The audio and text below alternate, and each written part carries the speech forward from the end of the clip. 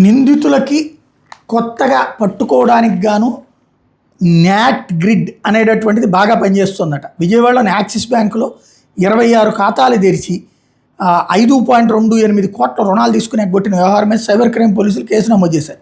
దర్యాప్తు ప్రారంభించిన పోలీసులకు ఒక్క ఆధారం కూడా లభించలేదు. ఫోటోలు వేరే ఉన్నాయి. ఈ పరిస్థితుల్లో కేవైసీ పత్రాలను న్యాట్ గ్రిడ్లోకి అప్లోడ్ చేసి విశ్లేషించారు.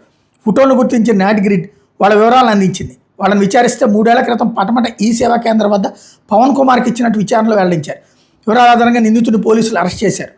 అలాగే గత ఏడాది విజయవాడ శివారు ఎన్కేపాడులోని ఎలక్ట్రానిక్స్ సంస్థ గోదాంలో అర్ధరాత్రి 12:56 గంటల సమయంలో 2 అంతరాష్ట్ర దొంగలు చొరబడి ఎలక్ట్రానిక్ పరికరాలను చోరీ చేశారు. రంగంలోకి దిగిన పోలీసులు సీసీ కెమెరాలను దొంగలు ధ్వంసం చేసినట్టు గుర్తించారు. ఎన్కేపాడు సెంటర్ దగ్గర ఉన్న సీసీ కెమెరాలో కారు గన్నవరం వైపు వెళ్తున్నట్టు రికార్డే. కారు నెంబర్ న్యాట్ గ్రిడ్లో అప్లోడ్ చేస్తే దానికి ఉన్న ఫాస్టాగ్ వివరాలు వచ్చాయి. దీని ఆధారంగా వాహనం బీహార్లోకి ప్రవేశిస్తున్నట్టు తెలుసుకోవడంతో అక్కడ పోలీసులు వాళ్ళని అదుపులో తీసుకున్నారు. అనుమానితుడు దేశంలోకి ఎప్పుడు వచ్చాడు, ఎప్పుడు వెళ్ళాడు, ఆ వ్యక్తి విదేశీ ప్రయాణ చరిత్ర, వీసా వివరాలను ట్రాక్ చేస్తుంది. ఇది విమాన టికెట్ బుకింగ్లు, ఐఆర్సీటీసీ వివరాలను పర్యవేక్షిస్తుంది. దేశవ్యాప్తంగా ఉన్న టోల్ ప్లాజాల దగ్గర ఉండే ఫాస్టాగ్ రికార్డుని అనుసంధానించడం ద్వారా అనుమానితుడి వాహనం ఎటు వెళ్తుందో తేలిగ్గా గుర్తిస్తుంది. నేషనల్ ఇంటెలిజెన్స్ గ్రిడ్ ఈ పేరు ప్రస్తుతం నేరస్తుల పార్టీ స్వప్నంగా ఉంది.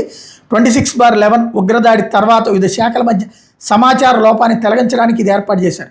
బ్యూరో ఆఫ్ ఇమ్మిగ్రేషన్, ప్రత్యక్ష పన్నుల బోర్డు, కార్పొరేట్ వ్యవహారాల శాఖ, విదేశీ వ్యవహారాల శాఖ, రైల్వే, ఎన్హెచ్ఎం, మోర్తు, జాతీయ జనాభా రిజిస్టర్, ఎల్పీజీ, పోస్టల్ శాఖ, ఆహార ప్రజా పంపిణీ శాఖల డేటాబేస్ల నుంచి సమాచారాన్ని సేకరించి నిందితుల కదలికలను ట్రాక్ చేసేందుకు న్యాట్ గ్రిడ్ అనేది కేంద్ర ప్రభుత్వం ఏర్పాటు చేసింది.